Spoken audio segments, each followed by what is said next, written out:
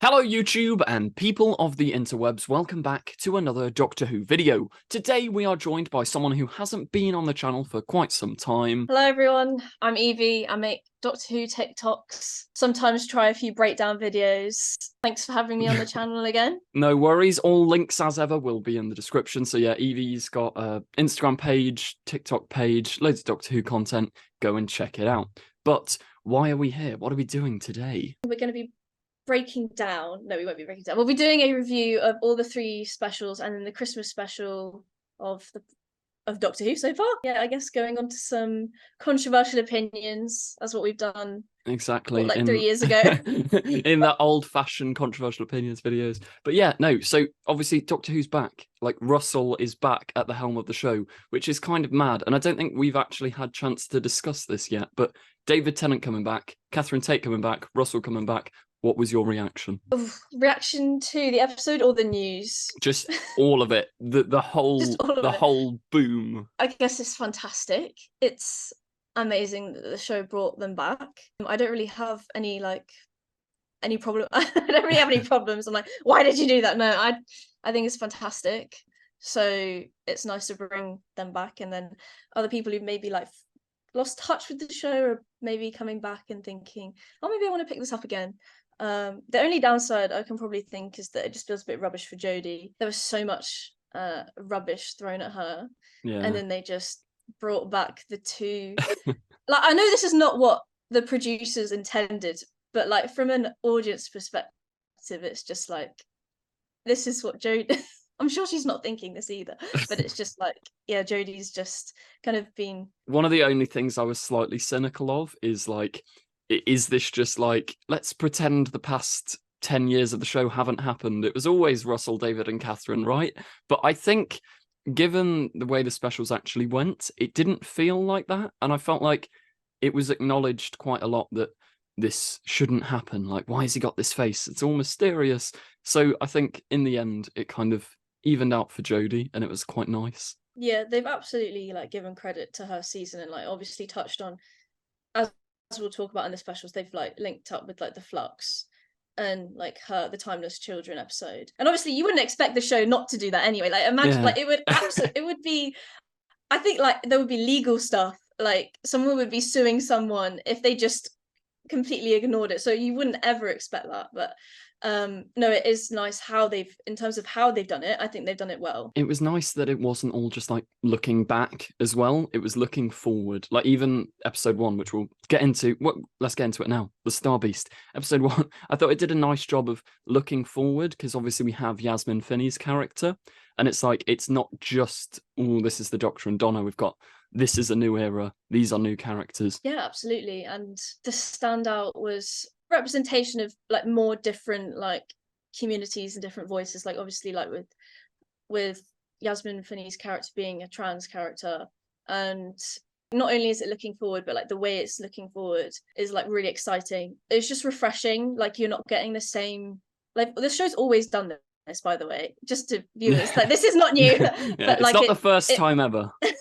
But yeah, just in the sense of like how they're looking forward with these plot lines, is that they're laying foundations for some really like new stories and like new ways of characters like expressing themselves. They managed to incorporate the elements of the new characters, like, let's say, Rose, her identity, because there's the whole like running theme of identity throughout the episode, and it's not just an add-on, it is the plot. And it, like, Shirley as well, with having the big missile things in a wheelchair, like, it's not just an add-on at the end of the script, like, oh yeah, we'll just add something in. It's proper, like, this is part of the plot, this is part of the story, and I thought that was quite effective. What people don't realize is that these people actually do exist in real life. There are disabled people, there are trans people, and you know what? They aren't actually side characters to the universe. They actually do have lives that they live every day, and for some reason that's a shock to people. Like, duh, that's how it should be, and I'm so glad that it's done that. But overall, the episode itself, how did you leave? Like, when you left the episode, what did you feel? That's what I'm trying to say. If I'm completely honest, I don't think I wasn't like really happy with the episode. The story for me was still a little bit weak. I did feel a little bit like I am a bit confused. I'll be honest, it's the one that I didn't rewatch. I've rewatched the others, probably I've rewatched Wild Blue Yonder a few times. Yeah. because Yeah. I like it so much. And I rewatched the Christmas special, and what was the other one? The Giggle. Yeah, so I rewatched that twice. So yeah, I guess I was feeling a bit underwhelmed in terms of I thought I was a bit confused at the ending, I guess, and I like to feel I don't like that feeling as Yeah. an audience member. I like to think that you don't have to think too hard about it. I know what you mean. The Um, ending was the one part for me that was kind of like, like Donna, the meta crisis, let it go, it's done. Like it was so quick and sort of so like, what, you don't understand? Well, you're not supposed to, never mind, move on. And it was kind of like, I loved the meep and all of that, but we can talk about that in a minute. But the ending itself is, I think, Russell's typical ending. He does great character drama, but he goes, I don't know, just press loads of buttons, it's done. And it's like, no, we need more substance at the end. yeah, and to be honest, I would have been happy with that maybe being a two-parter or something, like, or just increasing the length of it. I did feel that it was a little bit rushed.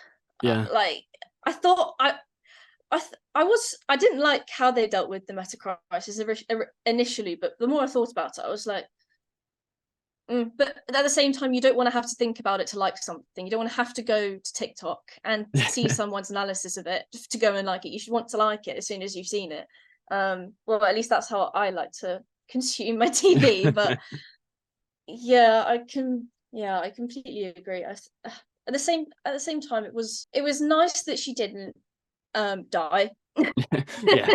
It would have been quite funny if they brought back Catherine Tate just to immediately go, yep, she's dead again. That would have been a bold move. And I'm guessing, what are the alternatives to that like solution of the meta crisis? I guess how I understand it is that by having a child, it sort of made it easier to get rid of. And then Yeah. but then the whole thing was like, you won't understand because you're a cis man. Yeah. I And I didn't was really like, get that. what I've tried what to are you think. trying to say?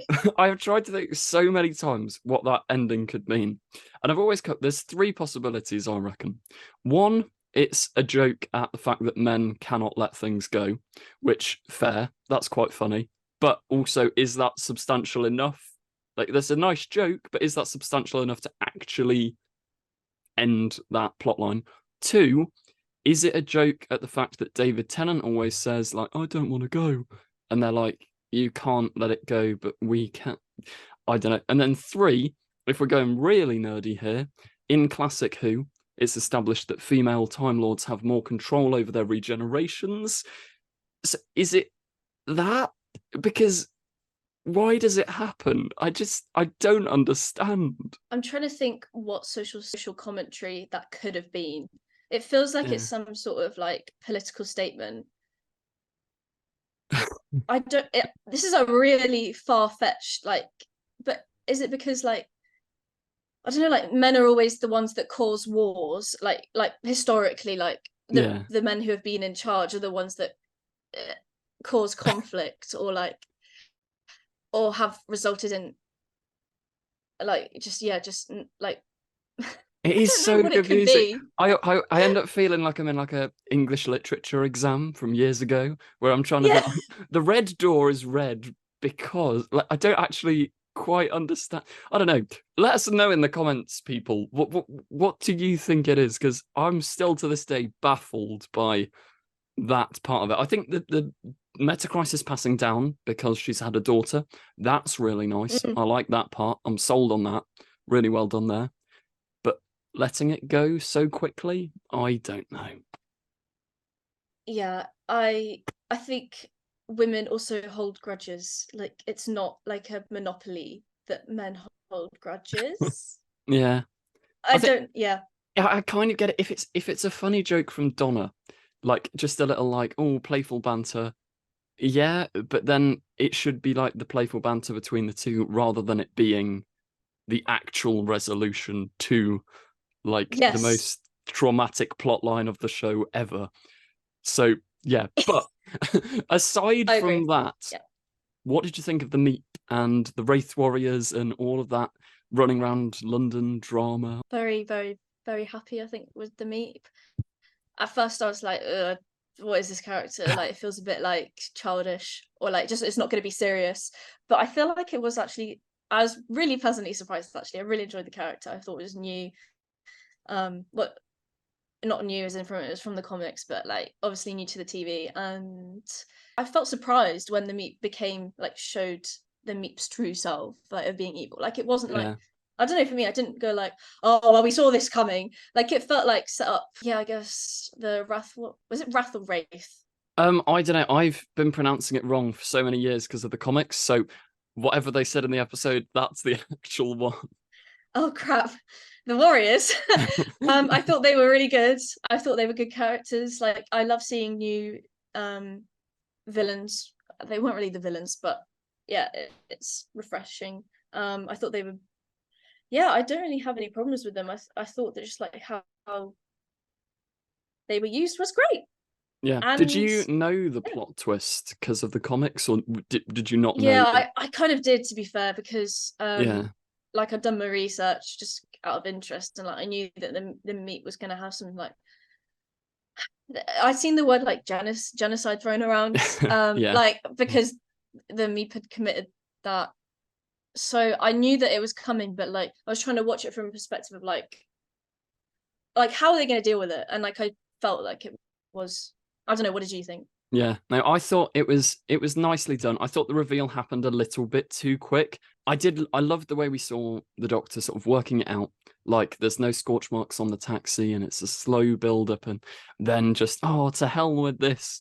But I don't know, I watched it with like a group of people, some of whom had no idea the Meep was going to be evil, and they were all like, no, I love the Meep. No, what's happened? And that's the desired effect. But everyone who knew the Meep was evil was kind of like, yeah, well, I could see that coming. So I don't know whether that's just because we knew or yeah, but I thought overall it was nicely handled. And Miriam Margolyes is always fantastic. She did great in that role. But yeah, I think the reveal's a little bit too quick. Have you Mm, listened to the audio commentaries that are on iPlayer? no, I need to do that, but no, I Because haven't. Russell spoke about in the original draft, the Meep was going to be like the audience were going to know it was evil right from the start, and when it's in the like shed with the toy stuff, whenever Rose turns her back, he was going to sort of turn around and be like, "And then I will crush you and destroy everything," and then she'd turn back and it would just go Meep, and like maybe that would have been a nicer way of doing it. I don't know. I didn't think it was too obvious. I thought the reveal was just a little bit quick. That's my only complaint. I feel like that would have been quite pantomimey, and for me, Yeah, that's like a bit unserious. yeah. I think, He's behind you. but I don't know, Yeah. because sometimes the campness, like the stuff that happens with the toy maker, obviously we'll discuss that later. But sometimes I love Doctor Who at peak camp.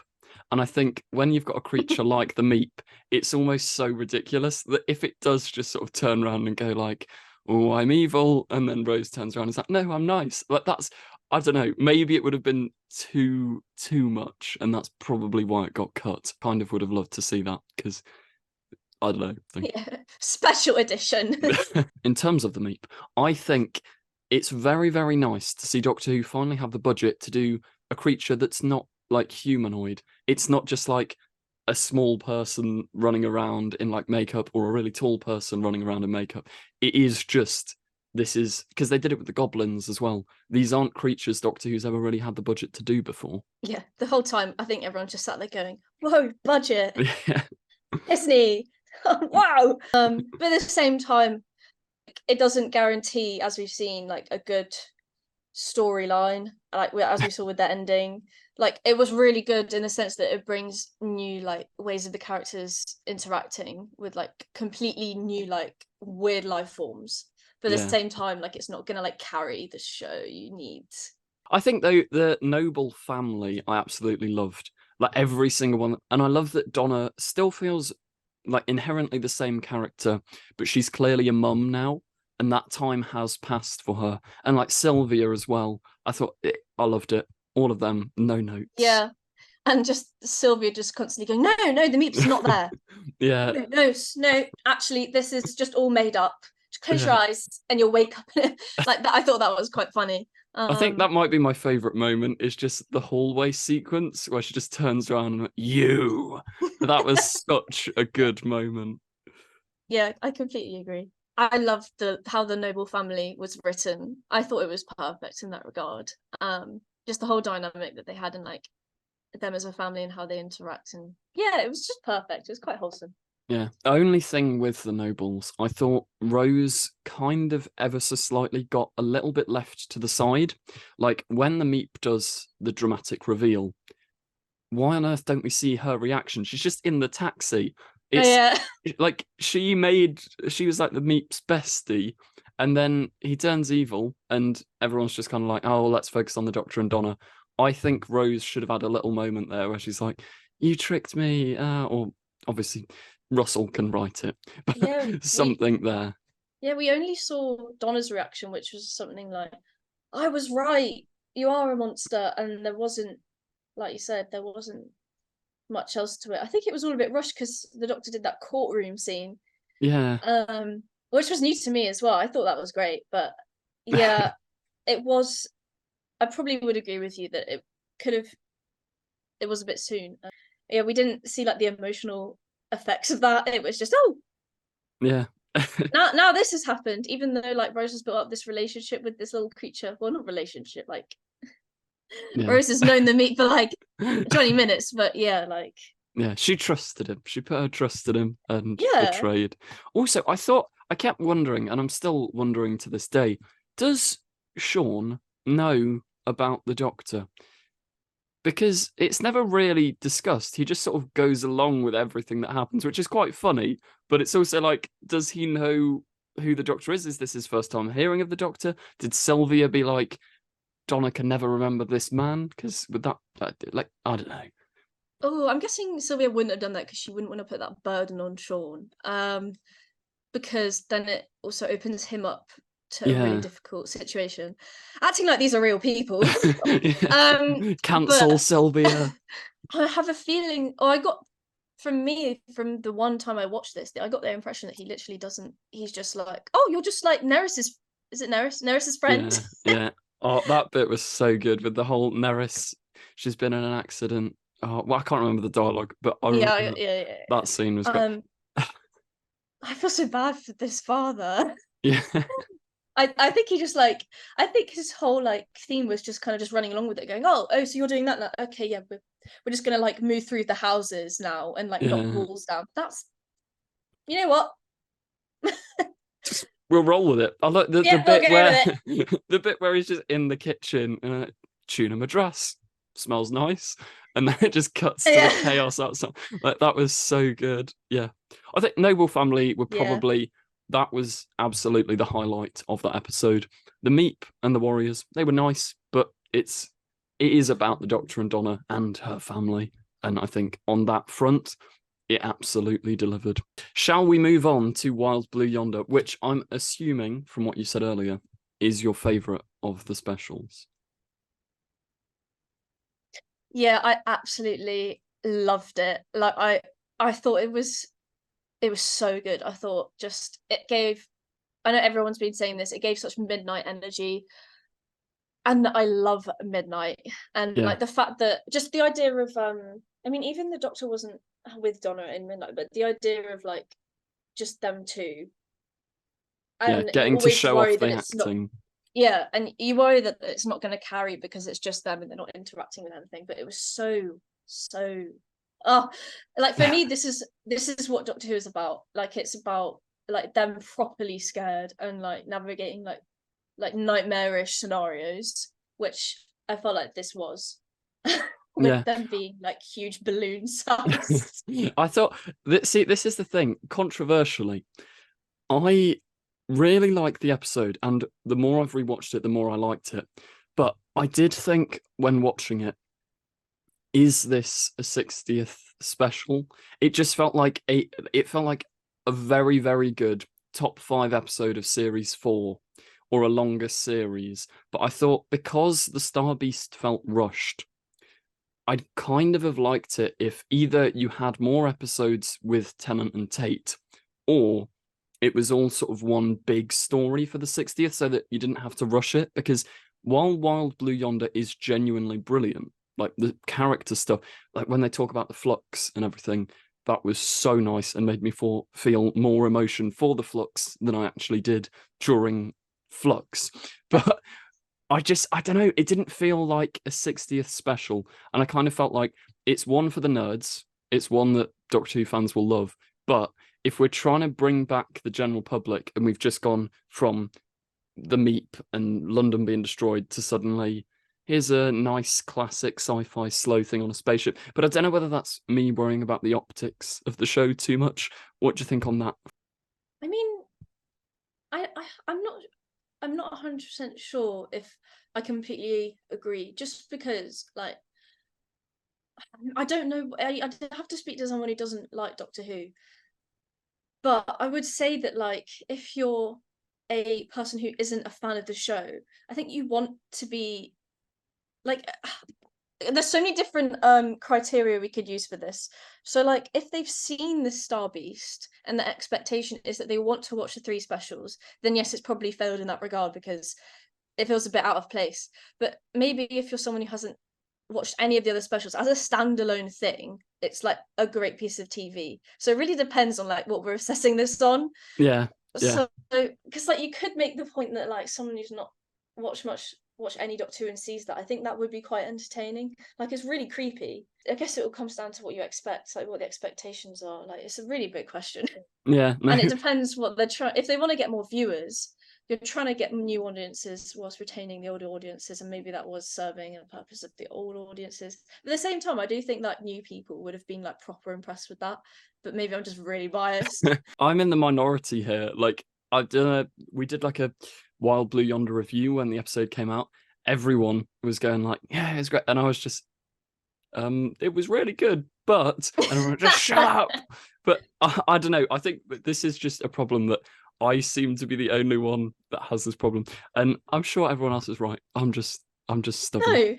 No, it's like looking at it from a different perspective of like, because for me, I was actually a bit disappointed when there wasn't going to be an overarching theme. I quite like that.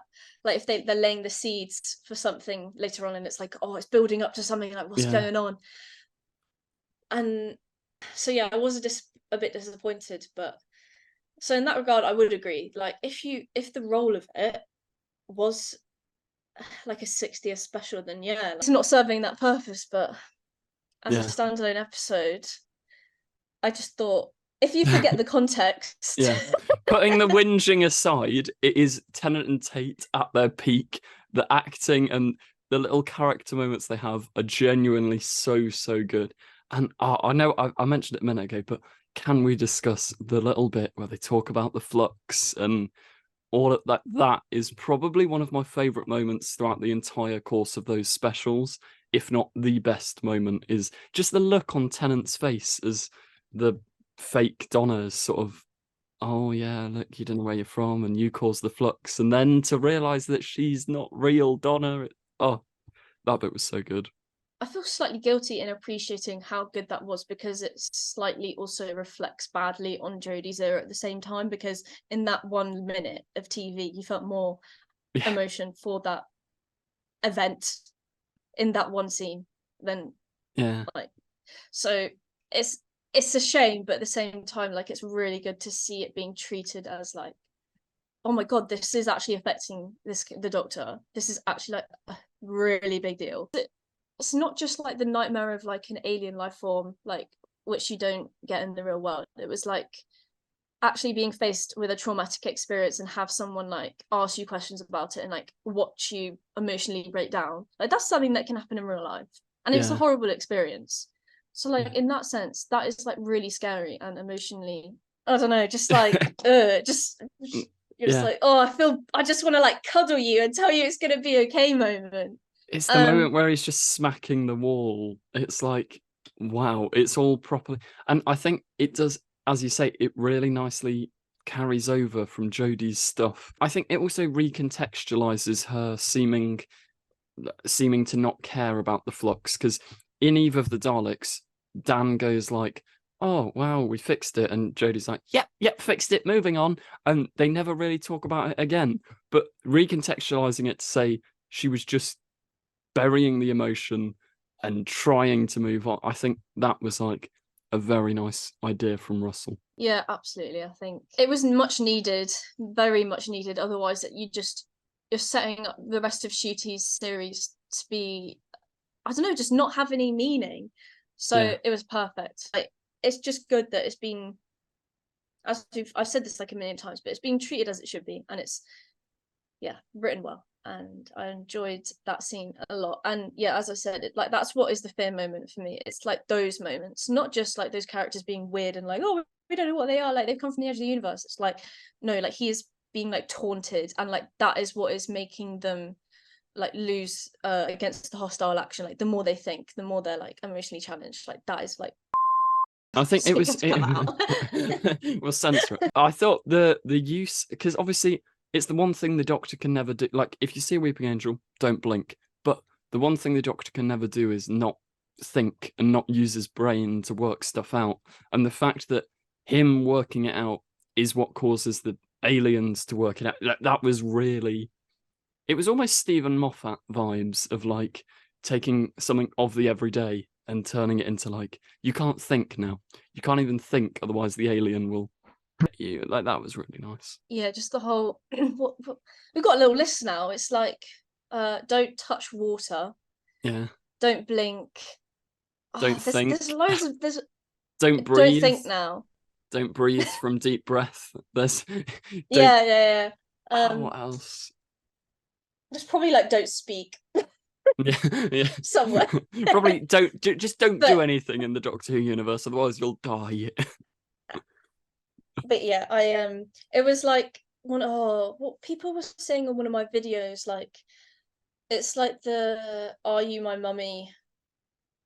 What was it was like they were linking, oh, my arms are too long. So that Yeah. whole phrase and how that one line links to like the don't blink stuff and like "Are you my mummy?" Just like singular lines. Just being so creepy. Yeah. And like even though it's like a really just weird phrase, like just the meaning and what you see behind that phrase are just like, Yeah, it's also something that's really cool for like kids that watch, because I'm pretty sure, I think it was on Twitter, someone was tweeting about the fact like they're a teacher, and the day after that episode aired, they saw kids in school going around going, "Oh, my arms are too long," and like that's so nostalgic, because I remember like back in primary school, everyone was like, "Who turned out the lights?" and you had all that stuff from like series oh 4. yes, I've got two shadows. Yeah, exactly, and to know that that's carrying on, I think, yeah, for like a new generation of kids, that's like an iconic. You can put it on a lunchbox. It's like that sort of Doctor Who vibe. Yeah, that's what I was trying to get to earlier in terms of like when you're trying to bring in new audiences. Well, the one positive of this is that it's got that element of like Yeah, it's gonna have like a real life impact. Like yeah. people are saying this phrase and it's like a cultural kind of like It's not a moment. moment. You know what I mean? Like it's Yeah, like people are saying this phrase and then people are like, oh, what does that mean? Like what's that come from? And then they're like, oh, it's actually from this. And like those conversations, like you won't get that from the Star Beast because there just wasn't that I don't know, there wasn't that like one line where you're like, yeah. I suppose. Did you? The one thing that did go semi-viral for the wrong reasons from the Star Beast was the Meep being asked his pronouns. That scene, like, did you see Andrew I thought Tate it was reacted fine. to that? Like the fact that Andrew Tate has reacted to Doctor Who is insane, and and the people on GB News as well. Everyone was discussing it. They don't even watch the episode. They're just like, "Oh no, pronouns! It's evil!" And Oh, it just reflects on like the absolute stupidity of some or ignorance. I don't know what it is, but like I'm sorry, but you have used pronouns since the day you were born. And exactly. I'm sorry to break the news to you, Yeah. babes. I don't It's get why people struggle with it so much, especially like GB News. It's an official news thing, and even after the Christmas episode, they've put out an article, like a video going, "Oh no, Doctor Who's gone woke," for the 600th time. They've been saying this for years. Awful. Yeah, no, part of me thinks that they do it deliberately because it's a really good way of attracting creating controversy and Yeah. gaining views and creating debate, because that's what gets them more views. So part of me is like, I'm just gonna leave you and just just Just ignore you. goodbye. Like That's enough. like the show is doing the right thing. Like those conversations, I don't care if you've not had the conversation, but somewhere in the world those conversations are happening, and Yeah. just because you've not experienced it, shut up. Yeah. We all are eventually going to be having those like we should be having these conversations. It's like we shouldn't be making the assumptions that someone's pronouns are going to be he, him, she, her, or whatever. Yeah.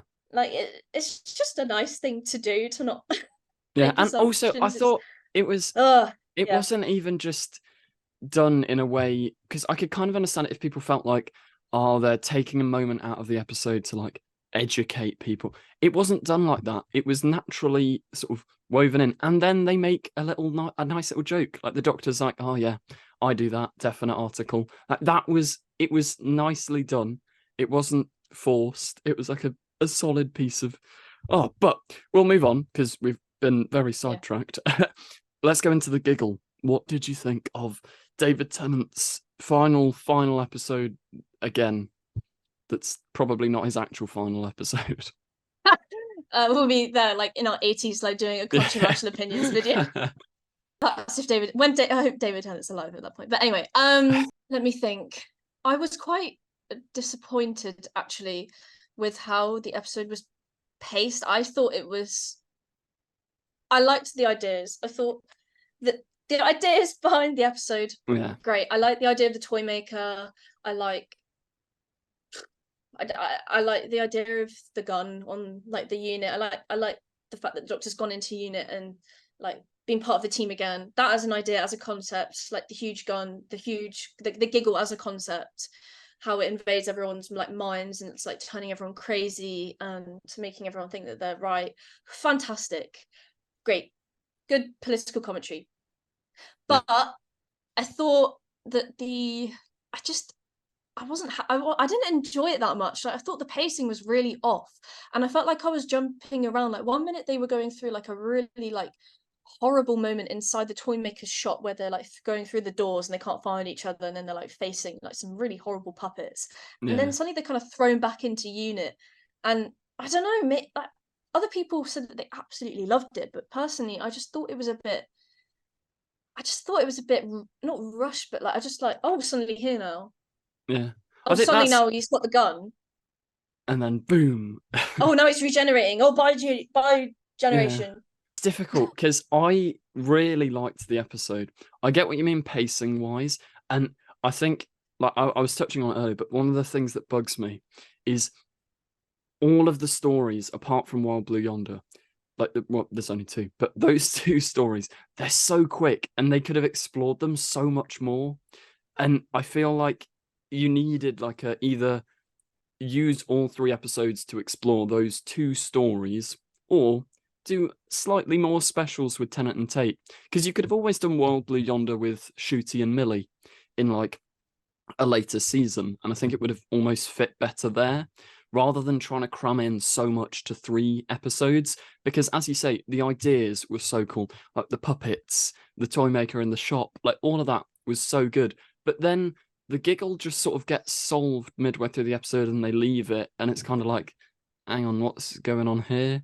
And then you get the musical number, and then obviously I sadly knew what was going to happen with the bi generation because it had been leaked, which was a shame because What? yeah, I knew what was. It was, don't even get me started. I was so annoyed. I'd found out like months beforehand, but yeah. So as soon as we got to that point, I was like, oh my God, it's actually happening. This is true. And then it kind of like ruined it. So as it was your first time watching that, how did you feel the bi generation moment played out? Oh my God. Sorry. That's so rubbish. Um, I'm sorry. I thought it was a nice surprise. Like I like regenerate like it's all great to have the same tradition of them just turning into a new person. But I thought it was cool. It's just nice, like to see something new. Like that's what you want to see in the show. You don't want the show to be doing the same thing because that would Yeah, just what keeps it not attracting new audiences. Like, this is something that's like, whoa, oh my god, this is different. Like, why are people talking about this? Because this has never happened before. So yeah, and I thought it was I liked seeing the doctors interact with each other, although I thought the way that they were playing catch with each other, like throwing a ball around, I was like, I did not see that coming. Yeah, that's the way to save the But universe. It's the most Doctor Who ending ever, though. Like, save the universe with a game of catch. Even with the budget of Disney, they're still like, yeah, we'll do something, because also it's got that element for kids. Like, in the playground, they can be saving the universe by like playing a game of catch, which is quite nice. But also, it's the 60th anniversary. Give me some more oomph at the end of the episode, please. especially given the context of the threat that the Giggle was posing. Like, it was kind of like similar to the Star Beast in terms of like the whole Meta Crisis was kind of like let down by a weird sort of like trivializing moment, and kind of similarly here, I was like, wait, what's actually happened? Yeah. Why is it over? How did we fix it?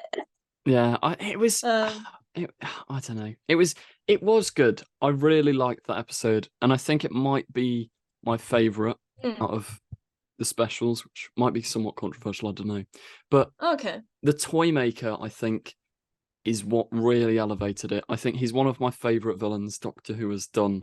Like, it was and the spice up your life sequence, that all of that was like pure Doctor Who for me. I Yeah. absolutely loved it. Yeah, I thought it was strong. I like that contrast between having something so like evil and like having someone who's literally like just touching someone, they die and they turn into bouncy balls. Yeah, Like, that contrast between something so like malevolent and then something so fun like the Spice Girls. yeah. Like, that's what makes it even more like Yeah, like, oh dear, stuff's going down. it's not just the fact that it's like a fun moment, it's like this fun moment is happening in spite of all this like devastation, which, yeah, I think it makes it more complex and probably more like the real world, because when bad things happen in the real world, you have people who literally are experiencing life the exact same and are privileged and don't have to worry about anything, and then you have people Yeah. whose lives are literally being ruined. Yeah. So it's reality.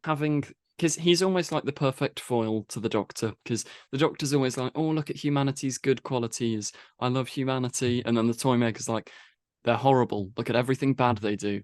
And the whole like, because the Giggle was basically just Twitter in real life. It was like really nice social commentary. And I thought he's one of the best villains the show has had in at least the past decade, Yeah. I'd say.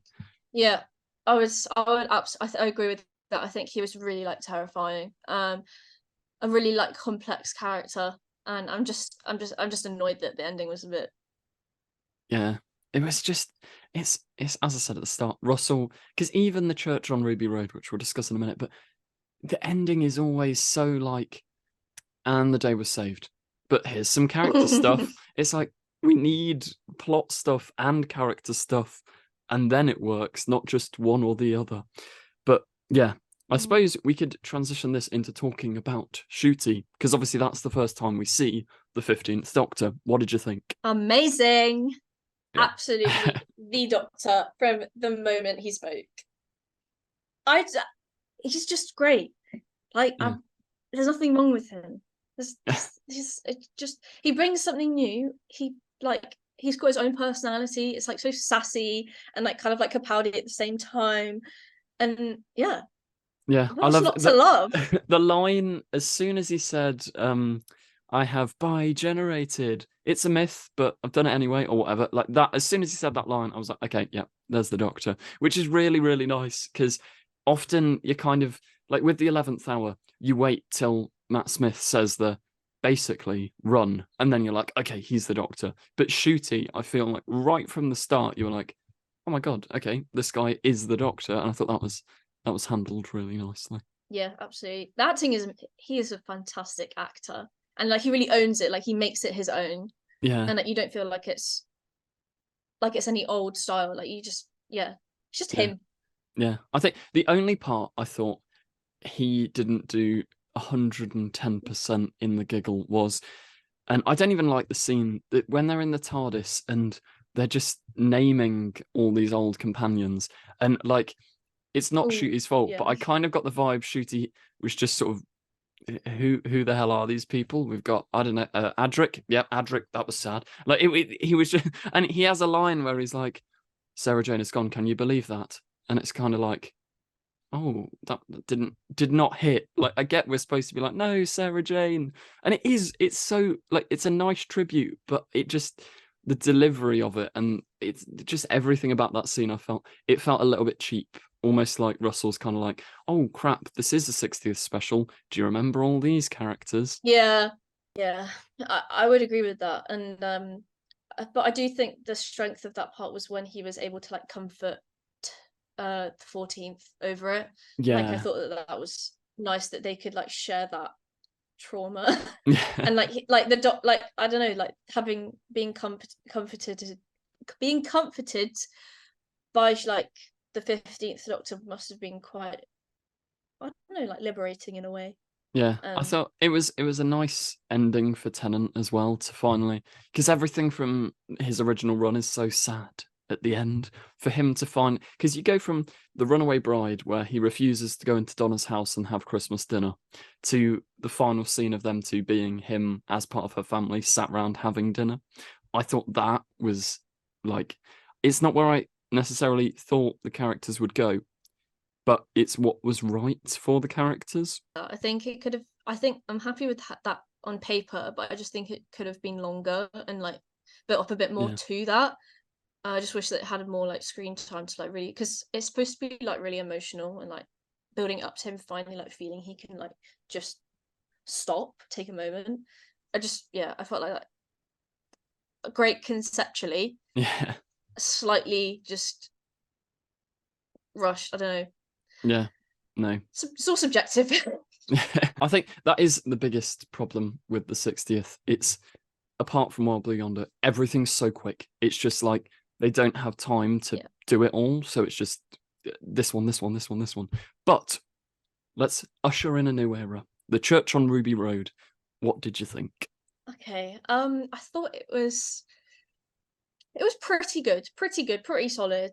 Um, also a bit paced weirdly, but yeah, it was. I liked it the second time I watched it, which isn't always a good Yeah. sign. Like you want to watch it the first time, and I think my parents fell asleep when they were watching it. um, like I love Ruby as a character. I love like how they meet in the nightclub. I think that's so fun. And then I like the whole premise of like her being like left by her mother, or is it her mother? Dun dun dun. And uh like left at the church. Like the whole premise of it is great. I think a bit like rushed again, which may I don't know. I felt like really short. I thought the episode was quite short. I expected it to be quite long, like, a lot longer. Yeah, But there I was didn't. in the audio commentary, which I only watched this morning, but originally, because Russell acknowledges it's slightly shorter than it's supposed to be, because, and I think it explains a lot of the pacing as well. There was originally, they didn't, even with Disney, they didn't have the budget to do it, but there's like that really long corridor in Ruby's apartment. The Goblin Mm, King was going to teleport there and like crash his way through the walls, and Ruby was going to have to fight him off with luck. So it was going to be established that Ruby's foster mum gives everyone like lottery tickets and has loads of them and stuff.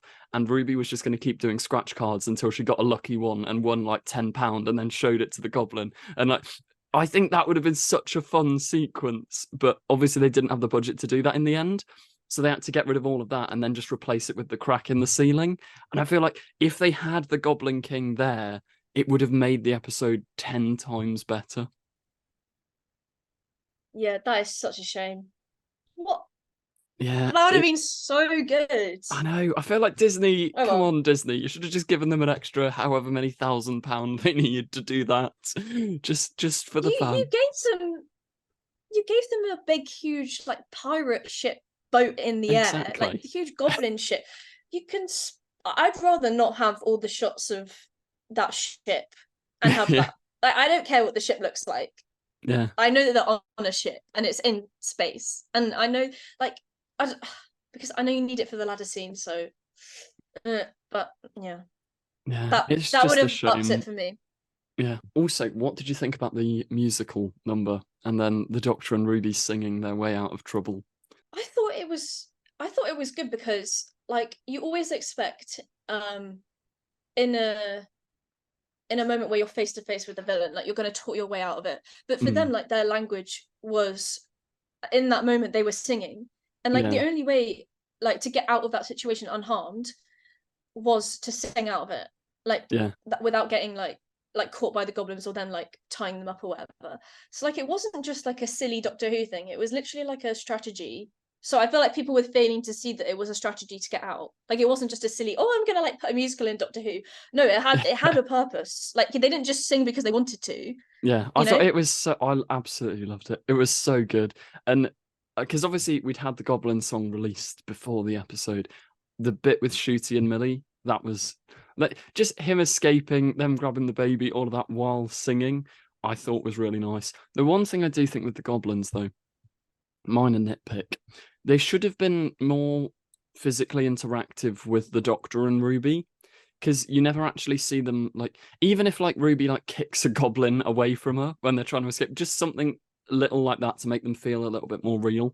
And obviously that would have been very expensive budget wise. I don't know how that would have been achieved, but it just, yeah, there felt like a little bit of disconnect between the goblins and the Doctor and Ruby. That's what I mean, like in terms of like it being a bit rushed. Like you didn't see much interaction. I mean, all you saw was some little goblin hands, like Yeah, in the big, yeah, just like stealing different things. So yeah, but yeah, I guess overall it was a nice episode. I think it ranks quite highly in terms of Christmas specials. Um, and to be honest, that's probably because of Shooty Gatwa's performance, just yeah. generally. The scene with him right at the start where he's telling like the policeman, like she's gonna say yes and all of that. That was so doctory, and I was like, yes, this. Oh, great. There's not too much to say. Just Beautiful. he's great. Yeah, 10 out of 10. No. lovely. And Yeah, it sets up the rest of the series perfectly because you've then yeah, got like, oh, will the Doctor like show Ruby who her parents are, or is the Doctor just going to hide that from her like, for her own safety, or does the Doctor actually know who it is? Because it kind of insinuates that the Doctor didn't chase after the mother because he's yeah, like, I know something's. Do I want to know? Well, maybe it's like my own insecurities of the fact that I don't know who my parents are. But like, yeah, it's that tension, like setting up for the series, and you want to see how that's going to pan out, which is yeah. really exciting. I reckon they'll definitely go back to that church at some point within the series. Like it might be like a Father's Day situation where Ruby's like, take me back. I want to know what happened. Overall, I think it was a very solid episode. Shall we read some controversial opinions sent in via Yeah. you lovely lot on Instagram? From Freya.Nimmu89. Something felt off for me. ... I should rewatch it maybe. And I didn't like Millie's acting. Sorry. Ouch. Poor Millie. I thought Millie did a great job in the episode. I thought both her and Shooty, I don't like, yeah, I thought their chemistry was great. Both of them sold me right from the start. Yeah, I'd have to say that like Millie's acting was like Ruby Sunday was the character that she's meant to be. She's only 19. Like she's not Yeah. like she's a teenager still. Like she's not an older like like Amy Pond and Rory who are like getting married. Like they're not at that stage in their life yet. So she is gonna have like that more immature side to her and like Yeah. more like just like losing the baby moment. Like it's not Uh, I, she portrayed it well. Like that's how Ruby's supposed to be for me anyway. Like in terms yeah, of like how on paper.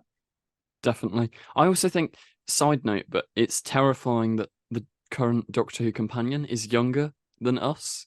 Like the actual actress is young. Like this is the first time I've actually felt like I'm not just a teenager anymore. Like the companion is. Oh, anyway, we'll go on to the second controversial opinion. I don't agree with that first one. I can, fair enough, everyone's entitled to an opinion. I thought Millie was great. The next one from Sir Jacob Fitzsimmons something says, I'm on the fence with the whole music thing. We've talked about this kind of already. I love it. I'm really intrigued, but I don't know whether having too many musical numbers, because if you think about it, Power of the Doctor, you have Rasputin. The Giggle, you have Spice Girls. goblins, you have this, and then in series 1, because they've rebooted the numbering for some reason, in series 1, we're gonna have another musical episode. So it's kind of like, is it too much? I think you've got to think about it per episode. Was it too much in the context of that episode? I Yeah. think like it's how it sits in the context of the episode and what's happening. I don't think you can just say like, oh no, but if there's more than 3 episodes with musicals, then I've got like that doesn't make any Never sense. You haven't again. watched it. Like Yeah. it doesn't make sense to say that. I think you have to look at it on an individual case by case basis. Like on paper, is there something wrong with having a musical?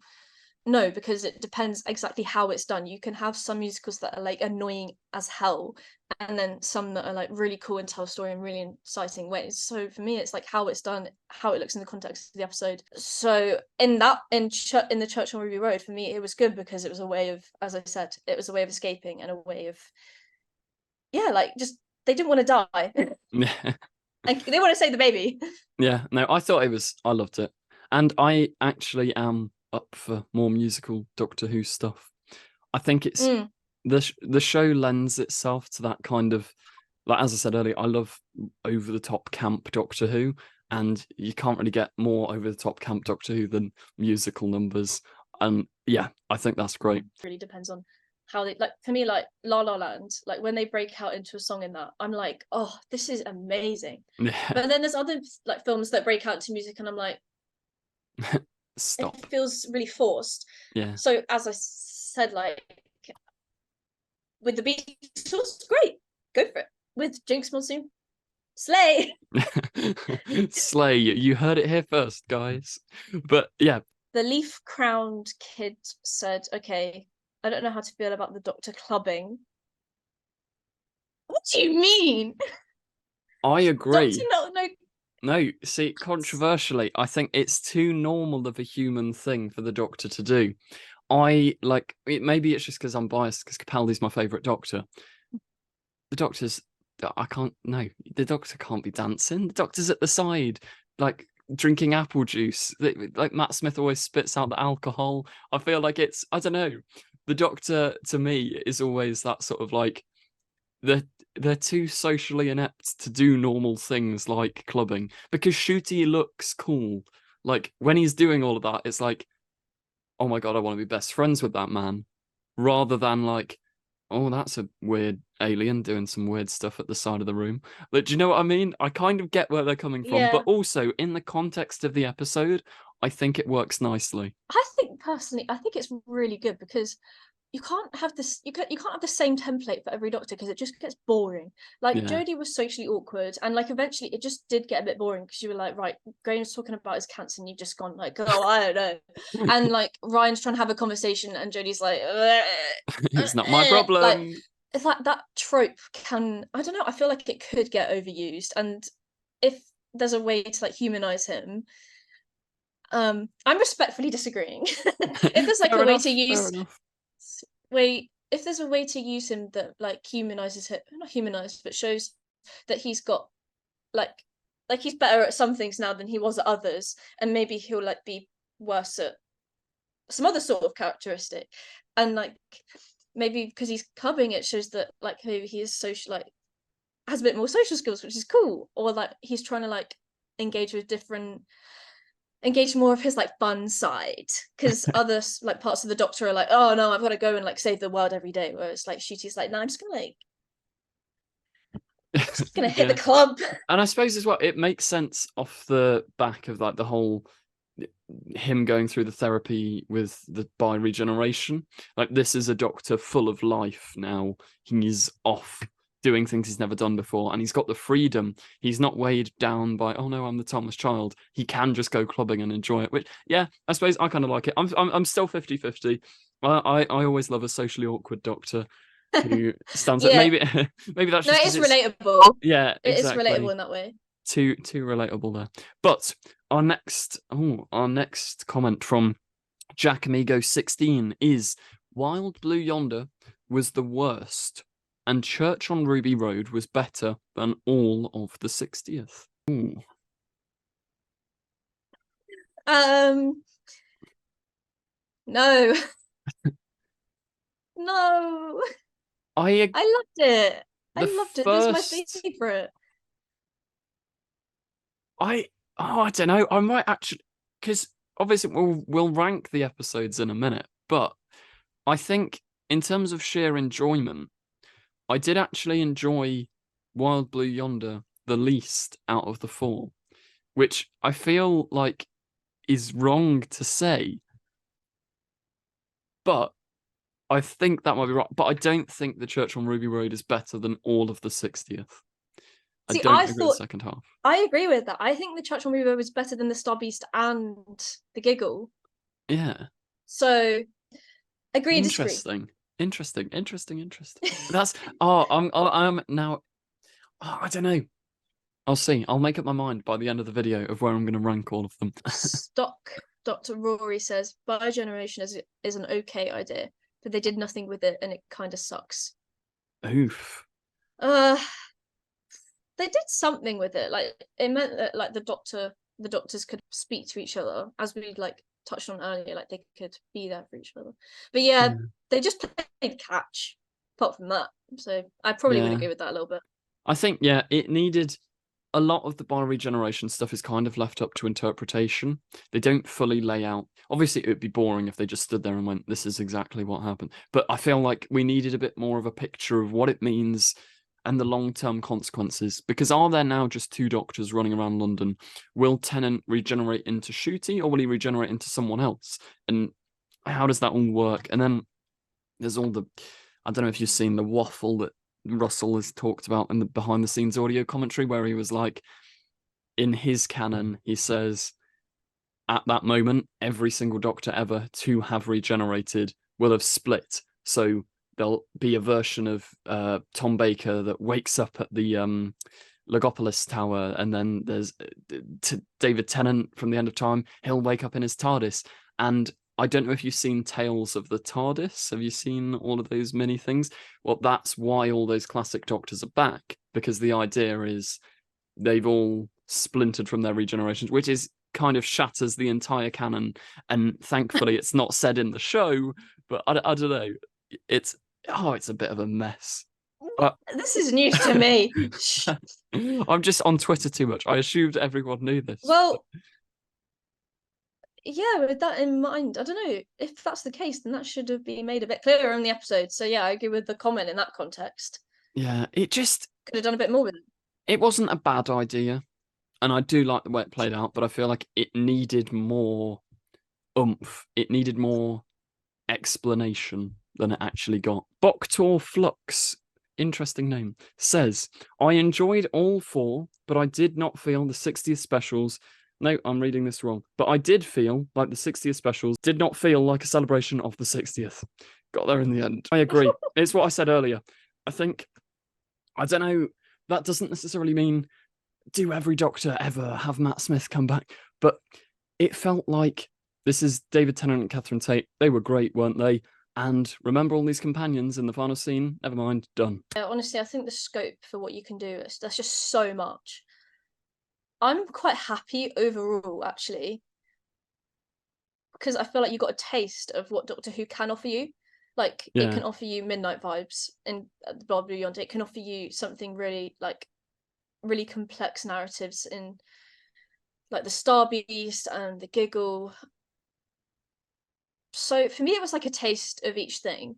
But yeah, it didn't feel like it was like a huge celebration of the show at all. Like, it just felt like it was like a little taster of like, oh, this is what Doctor Who brings to you. Yeah, I think overall they are very nice episodes of television. They're not the best ever. They're very solid. It was solid 60th content, but it's not the stereotypical, we'll have a big 60th multi-Doctor celebration. And I don't know, the more I think about it, I kind of like that, because allowing Tennant and Tate to just show off their acting skills again and resolve a Series 4 plotline. Yeah, no, I don't know. I agree, it's not a 60th, but it was very good. I did like it. I did enjoy it overall. The Outsider Lives said, too much 14 and Donna.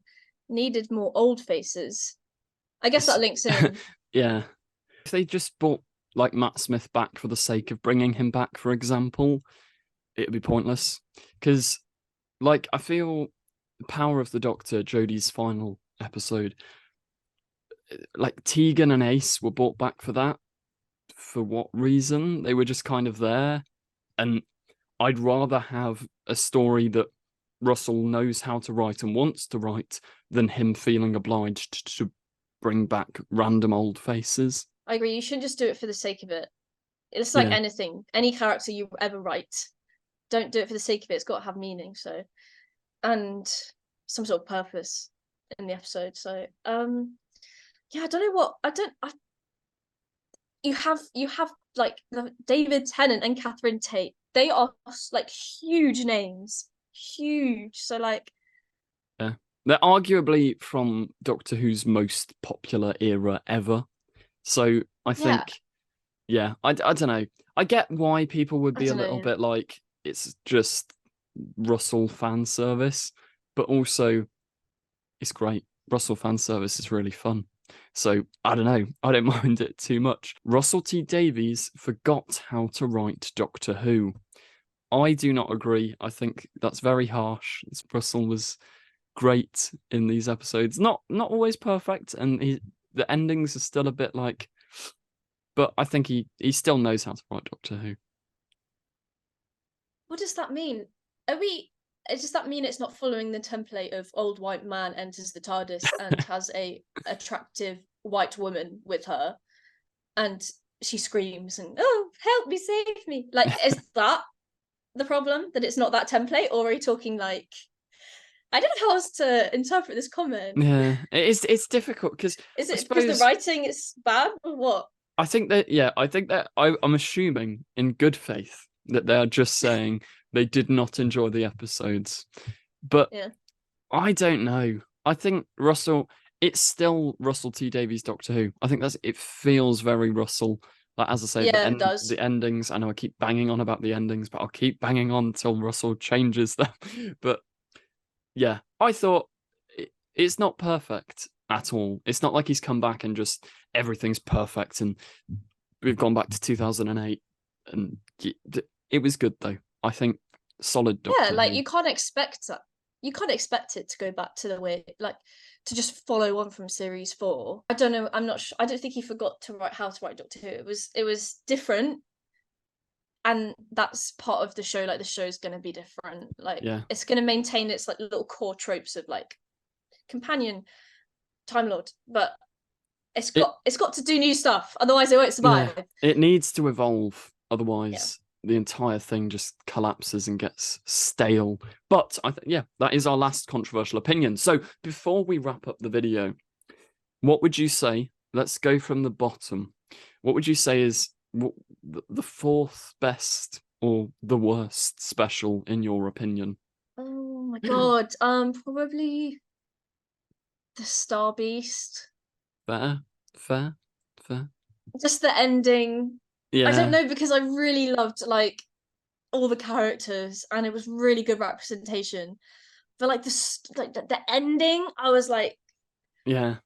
I think that what's nice is that it's not like, and I'm not trying to slag off the entire Chris Chibnall era, but it's not like picking between like, because with Chibnall's, I feel like you can often pick that episode just, oh dear, like the Wi-Fi joke, the Sontaran eating chocolate. There's those moments that are just like, get out of here.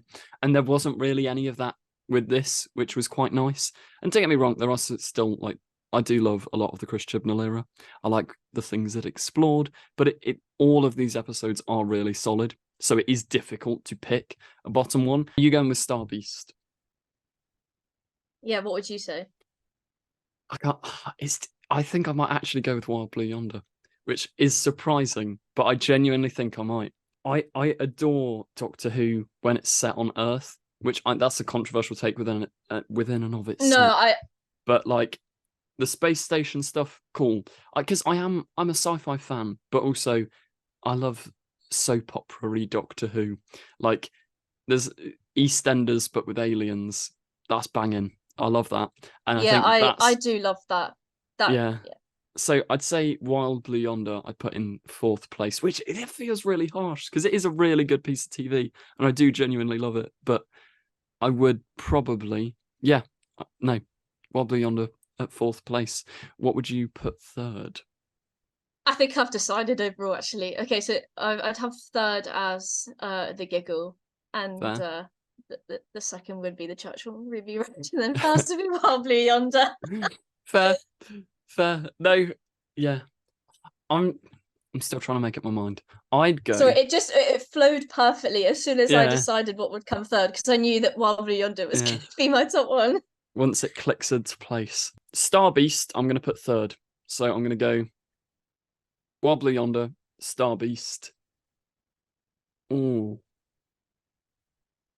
Church on Ruby Road, and then the Giggle on top, I'd say. Okay, fair enough. No, it's not like I disagree with you though. It's just like it makes sense, like the way you've interpreted it. Like it makes perfect sense. So like, yeah, I think that's the wonderful thing with Doctor Who is everyone loves the show for a slightly different reason. Like there's always crossover, but it is like there's so many opinions, and yeah, I think no, I'm happy with that ranking. I keep thinking I'm going to change my mind. No. You can go to sleep now. Yeah, I can rest easy. Anyway, I think that nicely, unless you've got any final thoughts, wraps up this video. Yeah, I think that does wrap up the video. I think we can all we'll sleep well tonight. Everyone in the comments, let us know your rankings of these specials, because let us know why as well, because I'm very intrigued. There's not all the specials are, I'd say they're all in like good. What are the tier systems? You know, they're in like very good. They're all very good. None of them are bad. None of them are awful. Yeah, they are. But yeah, that's a good point. All there. As ever, go and check out Evie's TikTok, Instagram. They are in the description. And yeah, thank you very much for joining us today. Thanks for having me on the channel. Really enjoyed it. I hope you guys enjoyed watching this. Thank you very much for watching. If you did enjoy, as ever, please do remember to like, comment, subscribe. You know the drill. Thank you for watching, and goodbye.